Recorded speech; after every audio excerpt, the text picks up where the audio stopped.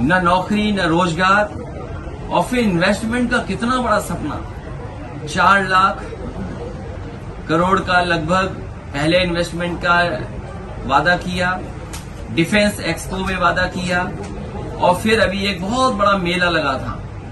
इस सरकार को केवल मेला लगाना आता है।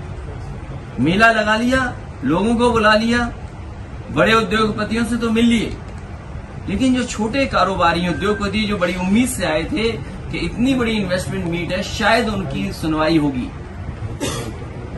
इन्वेस्टमेंट मीट का क्या हुआ, उसके लिए सच्चाई क्या है? बजट में मुझे नहीं दिखता है कि किसी भी इंडस्ट्रियल पॉलिसी के तहत इन्वेस्टमेंट यहां उत्तर प्रदेश में आ पाएगा।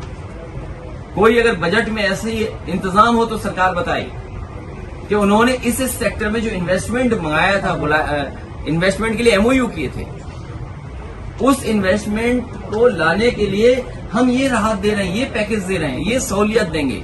इस बजट में कुछ ऐसा दिखाई नहीं दे रहा है। मुझे याद है कन्नौज में एक डेयरी प्लांट खुलवाया था और वो काऊ मिल्क प्लांट था।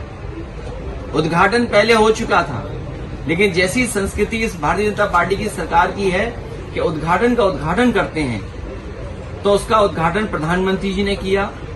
और आज भी अगर पटिया पर नाम देखेंगे तो प्रधानमंत्री जी का है, मथुरा की सांसद हेमा मालिनी जी का है।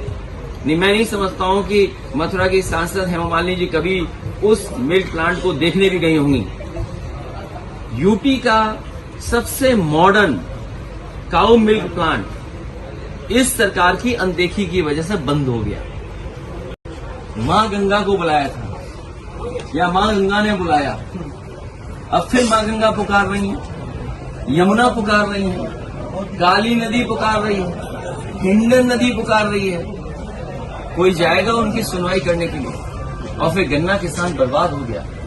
जो वादे किए थे एक्सपेंशन के कि मिल्स को हम एक्सपेंड करेंगे, कितनी मिल्स एक्सपेंशन पे चलेंगी या कितना को जनरेशन हो गया? आप मिल्स का और किसानों की क्या रेट बढ़ाई है आपने? पता नहीं सरकार किस दिशा में जा रही है।